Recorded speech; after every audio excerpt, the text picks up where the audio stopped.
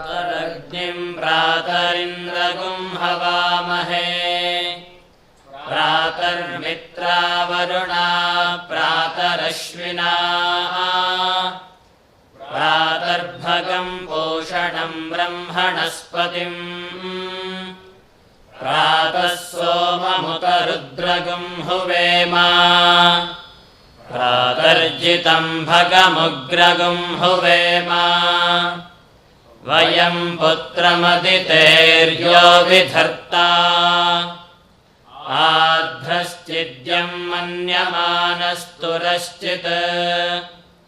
राजाचिद्यं भगं भक्षीत्याह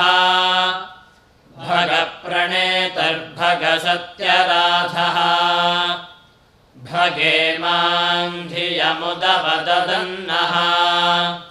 भगप्रणो जनय गोभिरश्वैः भगप्रनृभिर्नृवन्तस्याम उदेदानीं भगवन्तस्याम उत प्रपित्व उत मध्ये अह्नाम् उतोदितामघवन्सूर्यस्य वयं देवानागुं सुमतोऽस्याम भग एव भगवागुम् अस्तु देवाः तेन वयं भगवन्तस्याम तन्त्वा भग सर्व इज्यो हवीमि स नो भगपुर एता भवेह समध्वरा योषसो नमन्ता दधिक्रावेव शुचये पदाय अर्वाचीनं वसुविदं भगन्नः रथमिवाश्वावाजिन आवहन्तु अश्वावतीर्गोमतीर्न उषासः वीरवतीः सदमुच्छन्तु भद्राः घृतं दुहाना विश्वतः प्रपीनाः यूयं पात स्वस्तिभिः सदा नः ॐ शान्तिः शान्तिः शान्तिः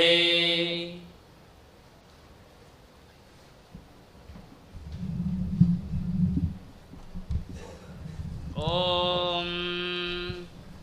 इयमददाद्रभसमृणच्युतं दिवो दासंवध्यश्वाय दाशुषे याशश्वं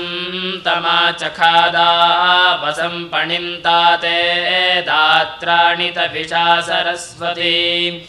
इयं जुष्मेभिर्विसखा इवारुजत्सानुगिरीणां तविषेभियोर्मिभिः पारावतघ्नीमवसे सुवृक्तिभिः सरस्वतीमा विवासे मथीतिभिः सरस्वती देवनिदो निबर्हय प्रजां विश्वस्य वृषयस्य मायिनाः उत क्षितेभ्यो वनीरविन्दो विषमेभ्यो अस्रवो वाजिनीवती प्रणो देवी सरस्वती वाजेभिर्वाजिनीवती धीनामवित्र्यवतु यस्त्वा देवी सरस्वत्युपब्रूते धने हिते इन्द्रन्न वृत्रतूर्ये त्वं देवी सरस्वत्यवाजेषु वाजिनी रदा पूषे वनः सनिम् उतस्या नः सरस्वती घोरा हिरण्यवर्तनिः वृत्रघ्नीवष्टिसुष्टुतिम् यस्या अनन्तो अष्टुतस्त्वेषश्च विष्णुर्नवः अमश्चरतिरोरुवत् सा नो विश्वा अतिद्विषस्वरन्या ऋतावरी अतन्महे एव सूर्याः उत नः प्रिया प्रियासु सप्तस्वसासु दुष्टा सरस्वती स्तोम्याभूत् आपपृषे पार्थिवान्युरुरजो अन्तरिक्षम् सरस्वती निदस्पातु त्रिशधस्था सप्तधा तुः पञ्च जाता वर्धयन्ति वाजे वाजे हव्याभूत प्रयामहिम्ना महिना सुचेकिते द्युम्नेभिरन्या अपसामपस्तमा रथैव बृहते विध्वने कृतोपस्तुत्या चिकितुषा सरस्वती सरस्वत्यभिनो ने शिवस्योमापस्फरीः पयसा बानाथक युषस्वनः सख्या वेश्या च मात्वत्क्षेत्राण्यरणानि गन्मा प्रक्षोदसाधाय सा सहस्र एषा सरस्वती धरुणमायसी पूः प्रभापथानारथ्ये वयाति विश्वा अपो महिना सिन्धुरन्याः एका चेदत्सरस्वती नदीनां शुचिर्यते गिरिभ्यः समुद्रात् रायश्चेतं ते भुवनस्य भूरेर्घृतं पयो दुदुहेनाहुषाय सवावृथे नर्यो योषणासु वृषा शिशिर्वृषभो यज्ञियासु स वाजिनं मखवद्भ्यो दधाति विसातये तन्वं मामृजीता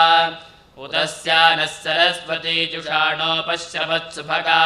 यज्ञे अस्मिन् मितज्ञभिर्नभस्यैर्या नारायायुजाचिदुत्तरा सखिभ्यः इमा जुह्वा नायुष्मदा नमोभिः प्रतिस्तोमं सरस्वति जुषस्व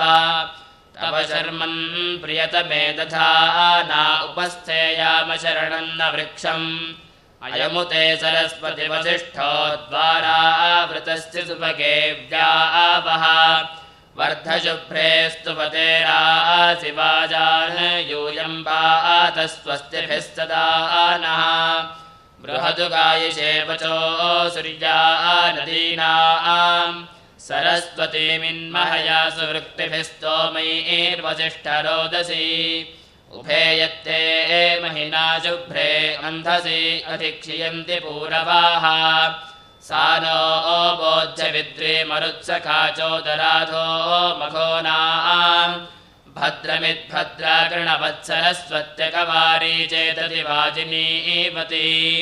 कृणाना च मदग्निवत्स्तुवाना च वसिष्ठवत् जनीयन्तोऽन्वग्रवः पुत्रीयन्तः सुदानवः सरस्वन्तं हवामहे ये ते सरस्व ऊर्मयो मधुमन्तो घृतश्च्युताः तेभिर्नो विता भवा पीपिवांसं सरस्वतस्तनयो विश्वदर्शतः भक्षीमहि प्रजामिषम् अमम्बितमे नदीतमे देवितमे सरस्वती अप्रशस्ता इव स्मसि प्रशस्तिमम्बनस्कृति त्वे विश्वा सरस्वतिः श्रितायोंषि देव्यां शुनहोत्रेषु मत्स्वप्रजान् देविति दिड्ढिनः इमा ब्रह्म सरस्वति जुषस्व वाजिनीवती या ते मन्मकृत्समदारुता परिप्रिया देवेषु जुह्वति पावकानः सरस्वती वाजेभिर्वाजिनीवती यज्ञं वष्टुधिया वसुः चोदयित्रे सोनृतानां चेतं ते सुमतीनां यज्ञं दधे सरस्वती महो अर्णः सरस्वती प्रचेतयति केतुना धियो विश्वा विराजति सरस्वतीं देवयन्तो हवन्ते सरस्वती मध्वरेतायमाने सरस्वतीं सुकृतो आह्वयन्त सरस्वती दाशुषे वार्यं दात सरस्वतीया सरथय्ययाथस्वथाभिर्देवि पितृभिर्मदन्ति आसद्यास्मिन् बर्हिषिमादयस्वानमीवा इष आधेश्चस्मे सरस्वतीयां पितरो हवं ते दक्षिणायज्ञमभिनक्षमाणाः सहस्रार्घमिडो अत्र भागं राजस्पोषं यजमानेषु धेहि आनो दिवो बृहतः पर्वतादा सरस्वती यजतागं तु यज्ञं हवं देवी जुजुषाणा घृताचीशग्मान्नो वाचमुषति शृणोतु राकामहं सुहवां सुष्टुति हुवे शृणोतु नः सुभगा बोधतुत्मना सेव्यत्वपःसूच्याच्छिद्यमानया ददातु वीरं शतदाय मुख्यम्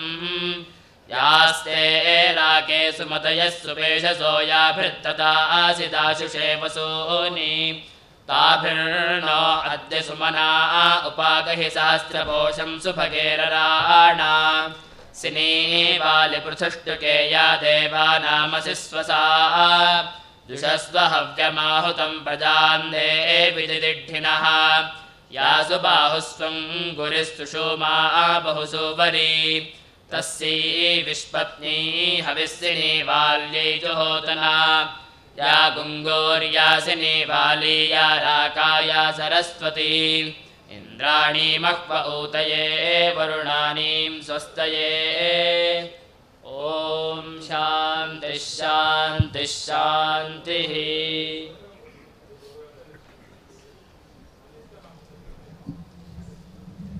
हरिः ॐ राष्ट्रदे राष्ट्रदा वृचो राष्ट्रदा ज्योतिजरा देवन् राष्ट्रदा समिधमहितवासते राष्ट्रदा उभयपदविते राष्ट्रदा तञ्जविहामयाजोर्दजनिसते राष्ट्रदा राष्ट्रमहितभिपिते राष्ट्रदा समिधन्तञ्जुवासे राष्ट्रदा विपतविपर्ययान्तते राष्ट्रदा महिमूर्जग्गो राष्ट्रदा सीततवापिततरं राष्ट्रदा वेदभूषिततरं राष्ट्रदा असाविततरं राष्ट्रं अथ घनः साविसं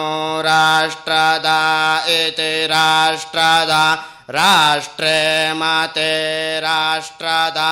राष्ट्रसनि सविसता सन्ध्यसे राष्ट्रदा मुरिषन्दसे राष्ट्रदा विपाविससते राष्ट्रदा राष्ट्र इति राष्ट्रदा मूर्जग्गो राष्ट्रदा समिधविसन्तरे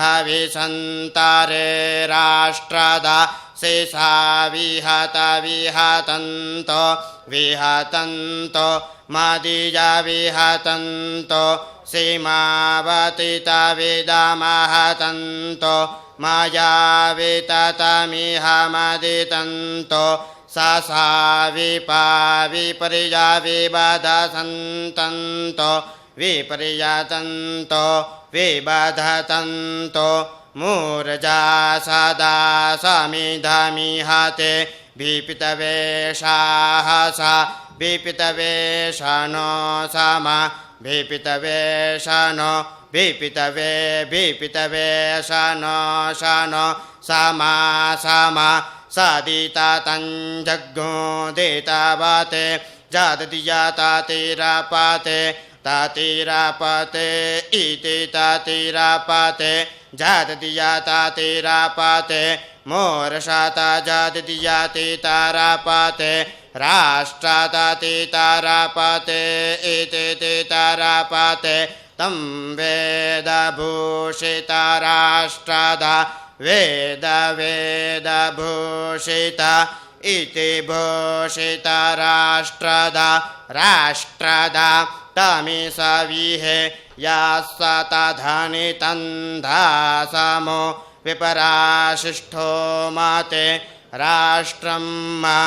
इति राष्ट्रते सूर्यावते तितन्धसे धसे इति तितन्धसे राष्ट्रम् इति राष्ट्रते राष्ट्रन्दते राष्ट्रांश्च विदधे साध्यसे समी समहतमूर्जते राष्ट्रं विपितवे दधे विपितवे इति विपितवे सदसवितं विपितवे विपितवे सदसवितं इति सदसवितं राष्ट्रं इति राष्ट्रते राष्ट्रं सदा वितता विपाया विञ्जते राष्ट्रं ॐ शान्तिः शान्तिः शान्तिः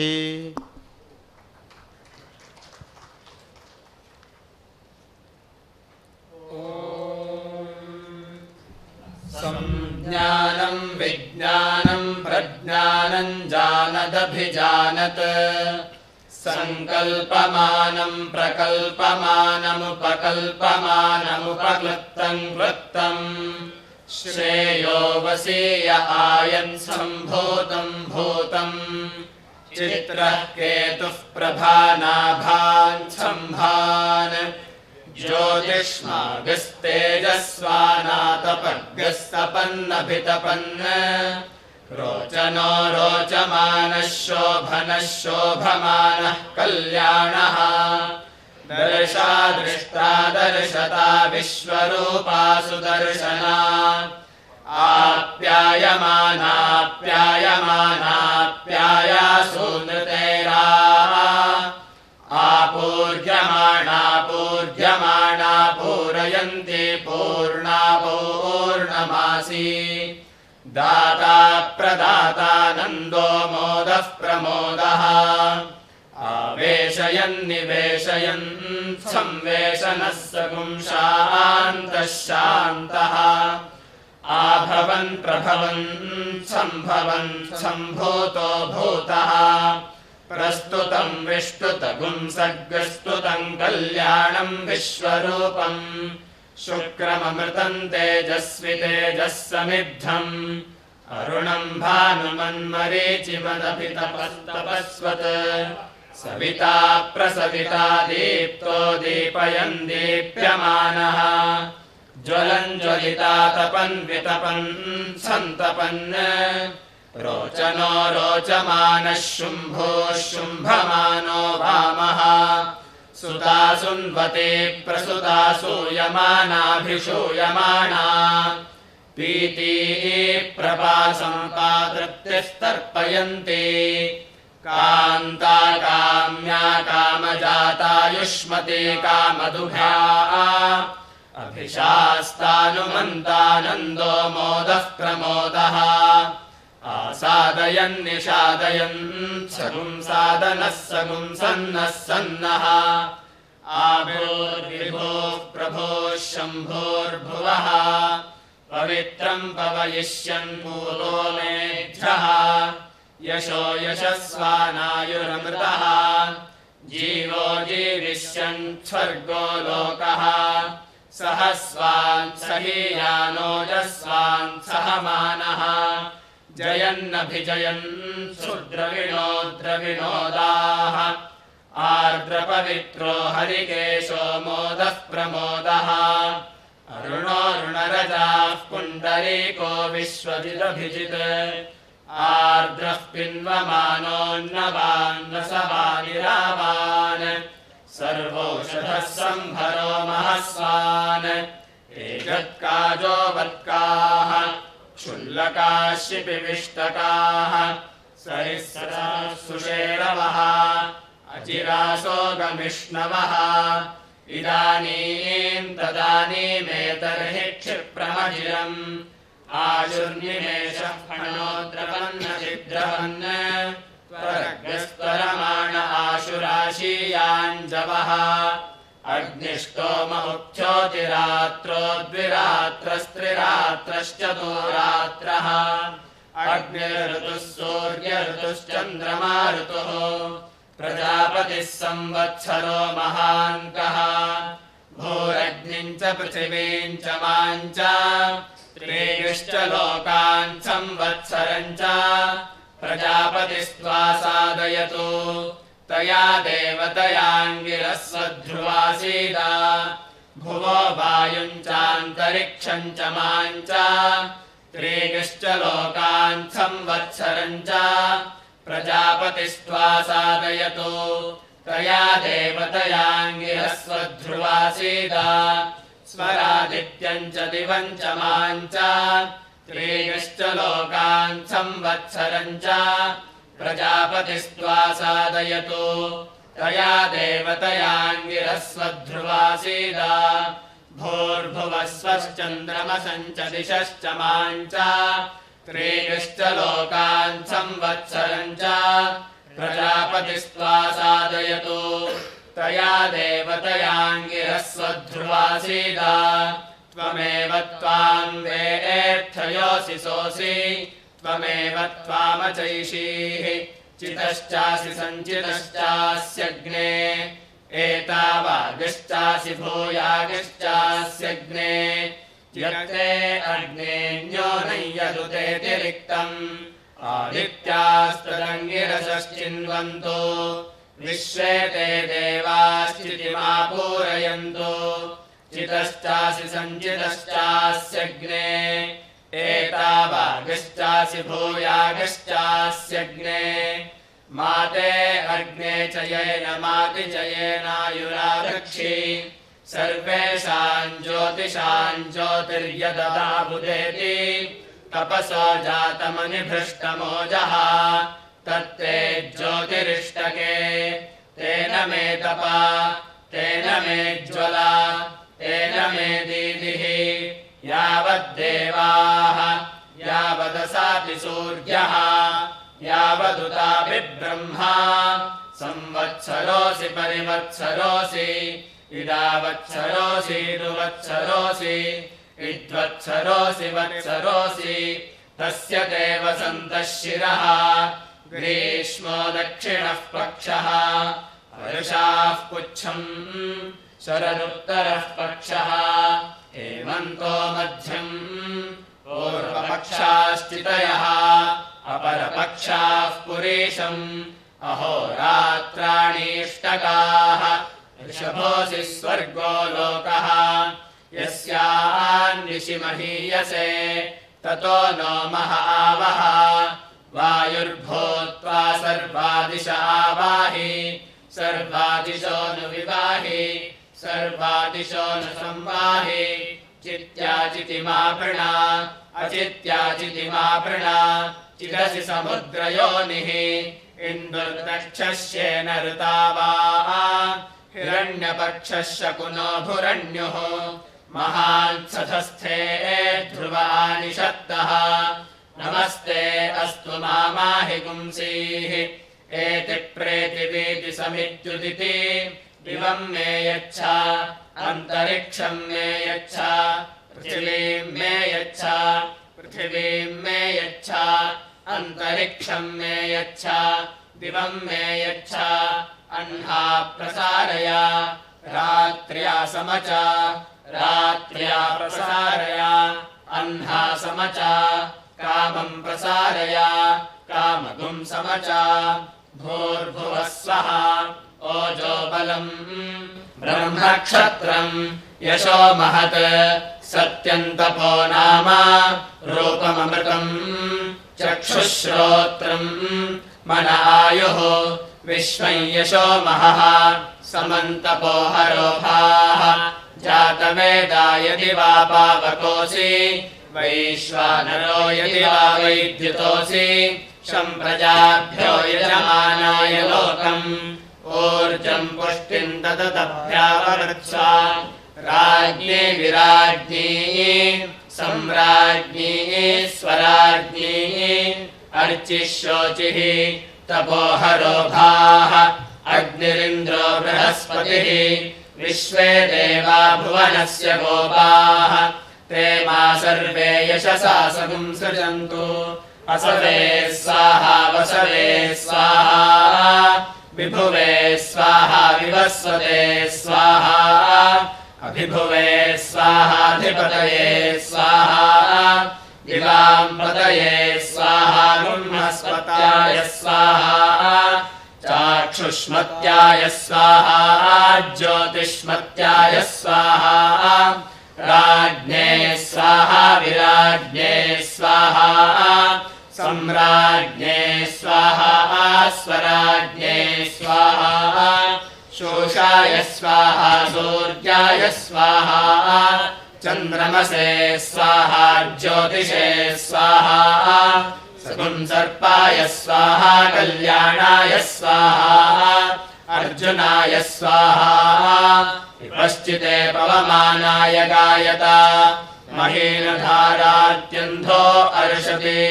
अहिर्हजीर्णामतिसर्पति त्वचम् अत्यो न क्रीडन्न सरदृशा हरिः उपयाम गृहीतोऽसि मृत्यवे त्वा दुष्टम् गृह्णामि एष ते योनिर्मृत्यवे त्वा अपमृत्युमपक्षुधम् अपेतः शपथम् जहि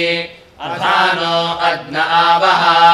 रायस्कोशगुम् सहस्रिणम् ये ते सहस्रमयुतम् पाशाः मृत्यो मर्त्याय हन्तवे तान् यज्ञस्य मायया सर्वानवयजामहे भक्षोऽस्य मृतभक्षः तस्य ते मृत्युपीतस्यामृतवतः स्वराकृतस्य मधुमतः उपहूतस्योपहूतो भक्षयामि मन्द्राभिभूतिः केतुर्यज्ञानाम् वाग् असावेहि अन्धो जागृतिः प्राण असावेहि बधिराक्रन्दयितरपान असावेहि हस्तोस्त्वाचक्षुः असावेहि अपादाशो मनः असावेहि कवे विप्तचित्ते श्रोत्र असावेहि सुहस्तः सुवासाः शोषो नामास्य मृतो मर्त्येषु तन्त्वाहम् तथा वेद असावेहि अग्निर्मे वाचि श्रितः वाग्हृदये हृदयम् मयि अहममृते अमृतम् ब्रह्मणि वायुर्मे प्राणे श्रितः प्राणो हृदये हृदयम् मयि अहममृते अमृतम् ब्रह्मणि सूर्यो मे चक्षुषि श्रितः चक्षुर्हृदये हृदयम् मयि अहममृते अमृतम् ब्रह्मणि चन्द्रमा मे मनसि श्रितः मनो हृदये हृदयम् मयि अहममृते अमृतम् ब्रह्मणि दिशो मे श्रोत्रे श्रिताः श्रोत्रगुम् हृदये हृदयम् मयि अहममृते अमृतम् ब्रह्मणि आपो मे रेतसि श्रिताः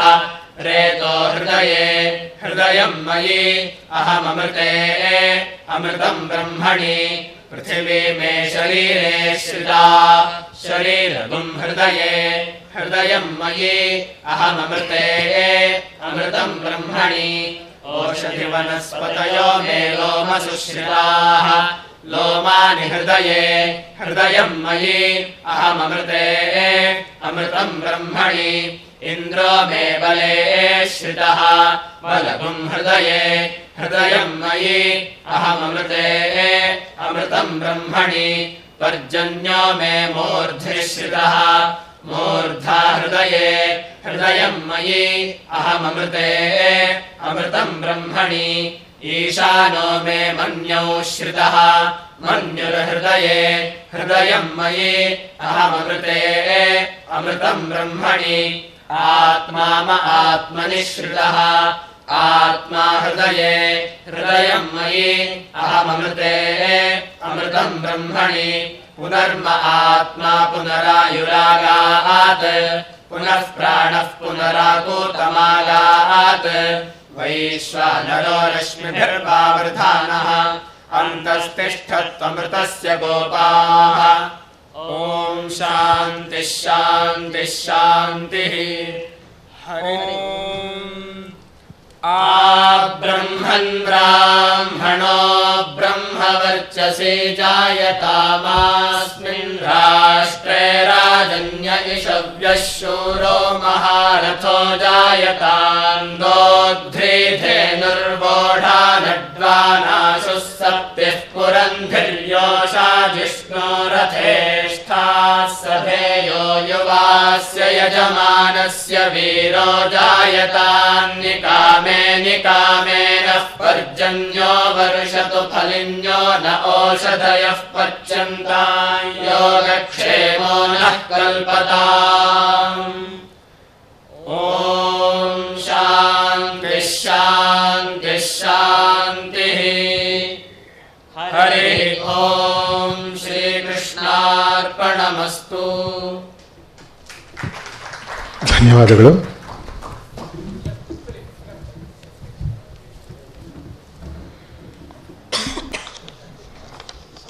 ನಂತರ ಪ್ರೊಫೆಸರ್ ಎಮ್ ಎನ್ ಚಂದ್ರಶೇಖರ್ ಅವರು ಶೇಷಾದ್ರಿಪುರಂ ಕಾಲೇಜಿನ ನಿವೃತ್ತ ಪ್ರಾಧ್ಯಾಪಕರು. He has been the head of the Department of Sanskrit. He is also associated with the Sai institutions and the Bharati Vidya Bhavan for a long time. We request Professor Chandrasekhar to please present his views on Veda Samvada.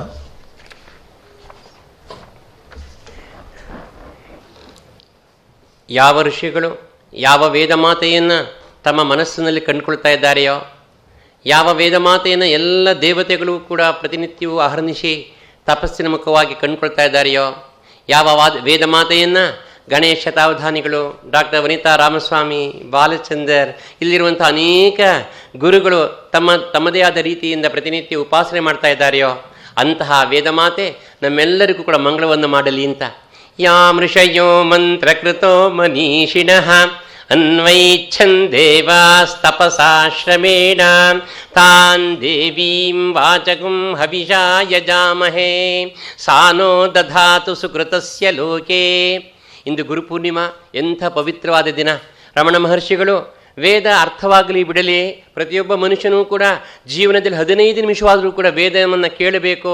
ಆ ವೇದನಾದಕ್ಕೆ ನಾವು ಮನಸ್ಸನ್ನು ಕೊಡಬೇಕು ಅಂತ ಹೇಳ್ತಾ ಇದ್ರು. ಅಂತಹ ವೇದನಾದ ಇವತ್ತು ನಾವೆಲ್ಲ ಕೇಳಿದ್ದೇವೆ. ಪ್ರಾತರಗ್ನಿಂ ಪ್ರಾತರಿಂದ್ರಗುಂ ಹವಾಮಹೆ ಅಂತ ಪ್ರತಿನಿತ್ಯ ಪ್ರಾತಃ ಕಾಲದಲ್ಲಿ ಎಲ್ಲ ದೇವತೆಗಳು ಕೂಡ ಸುಖಕರವಾಗಿ ನಮಗೆ ಮಂಗಳವನ್ನು ಮಾಡಲಿ ಎನ್ನುವಂಥ ಪ್ರಾರ್ಥನೆ ಶುರುವಾಗಿದೆ. ಮೊಟ್ಟ ಮೊದಲಿಗೆ ಋಗ್ವೇದವನ್ನು ಹೇಳಿದರು. ವೇದವ್ಯಾಸರು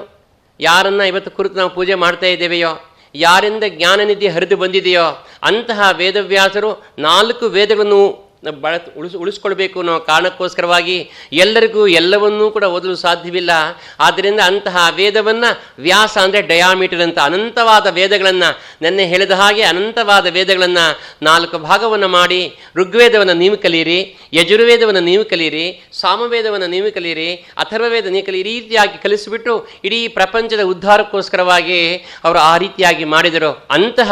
ವೇದದ ಋಗ್ವೇದವನ್ನು ಇವರಿಬ್ಬರೂ ಕೂಡ ಪಠಿಸಿದ್ದಾರೆ. ನಂತರ ಘನರೂಪದಲ್ಲಿ ಶುಕ್ಲ ಯಜುರ್ವೇದವನ್ನು ಹೇಳಿಕೊಟ್ಟಿದ್ದಾರೆ. ನಂತರ ಕಾಟಕ ಭಾಗದಿಂದ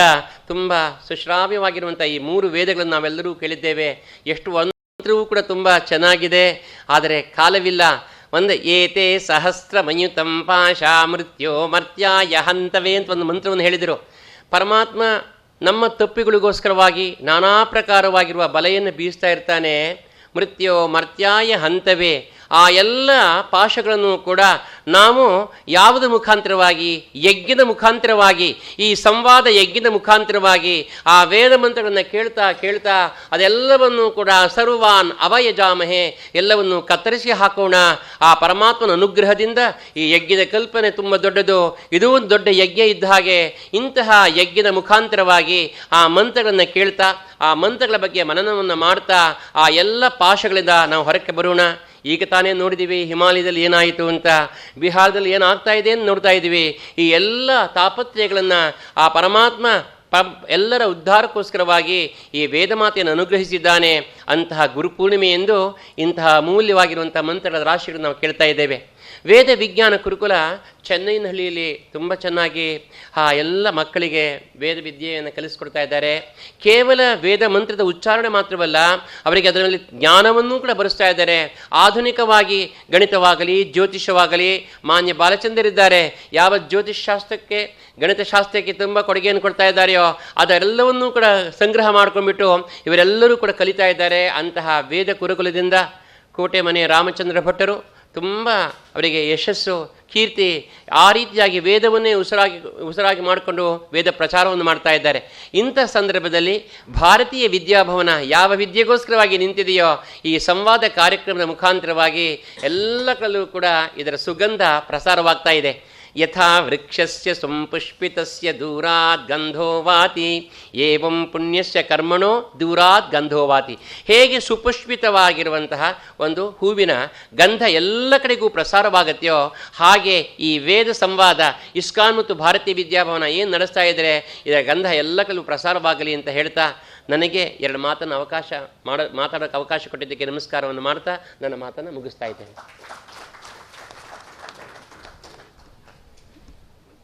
ಧನ್ಯವಾದಗಳು ಸರ್. ಭಾರತೀಯ ವಿದ್ಯಾಭವನ ಮತ್ತು ಇಸ್ಕಾನ್ ಪರವಾಗಿ ಶ್ರೀ ಮಾನ್ ಮಿಶ್ರಾ ಮತ್ತು ಪ್ರೊಫೆಸರ್ ಚಂದ್ರಶೇಖರ್ ಅವರು ವೇದ ವಿದ್ಯಾರ್ಥಿಗಳನ್ನು ಸನ್ಮಾನ ಮಾಡ್ತಾರೆ. ಪ್ರಯಚ್ಛಾಮಿ ತೇಜಸ್ವದಸ್ತು ಮೇ ಮುಖಂ ತೇಜಸ್ವಚ್ಛಿರೋऽस्तु ಮೇ ತೇಜಸ್ವಾನ್ವಿಶ್ವತಃ ಪ್ರತ್ಯಂಗ ತೇಜಸಾ ಸಂಪಿಪರುದ್ಧಿಮಾ ಓಜೋಸಿ ತತ್ತೇ ಪ್ರಯಚ್ಛಾಮಿ ಓಜಸ್ವದಸ್ತು ಮೇ ಮುಖಂ ಓಜಸ್ವಚ್ಛಿರೋऽस्तु ಮೇ ಓಜಸ್ವಾನ್ವಿಶ್ವತಃ ಪ್ರತ್ಯಂಗ ಓಜಸಾ ಸಂಪಿಪೃದ್ಧಿಮಾ ಪಯೋಸಿ ತತ್ತೇ ಪ್ರಯಚ್ಛಾಮಿ ಪಯಸ್ವದಸ್ತು ಮೇ ಮುಖಂ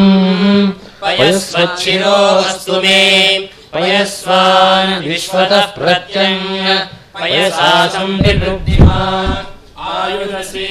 ತತ್ತೇ ಪ್ರಯಚ್ಛಾಮಿ ಆಯುಷ್ಮದಸ್ತು ಮೇ ಮುಖಂ ಆಯುಷ್ಮಚ್ಛಿರೋऽस्तु ಮೇ ಆಯುಷ್ಮಾನ್ ವಿಶ್ವತಃ ಪ್ರತ್ಯಂಗ ಆಯುಷಾ ಸಂಪಿಪೃದ್ಧಿಮಾ ಇಮಮಗ್ನ ಆಯುಷೇ ವರ್ಚಸೇ ಕೃಧಿ ಪ್ರಿಯತುಂ ಪ್ರೇತೋ ವರುಣಸೋ ನರಾಜನ್ ಮಾ ದೇವಾಸ್ಮಾದಿತೆ ಧರ್ಮಯಚ್ಛ ವಿಶ್ವೇ ದೇವಾದಿರದೃಷ್ಟಿರ್ಯಥಾ ಸತ್ ಆಯುರಸಿ ವಿಶ್ವಾಯುರಸಿ ಸರ್ವಾಯುರಸಿ ಸರ್ವಮಾಯುರಸಿ ಯತೋ ವಾತೋ ವನೋ ಜವಾಃ ಯತಃ ಕ್ಷರಂತಿ ಸಿಂಧವಃ ಆಸಾಂ ತ್ವಾ ಸರ್ವಾಸಾಗಂ ಋಚಾ ಅಭಿಷಿಂಚಾಮಿ ವರ್ಚಸಾ ಸಮುದ್ರ ಇವಾಸಿಕಂ ಹನಾಃ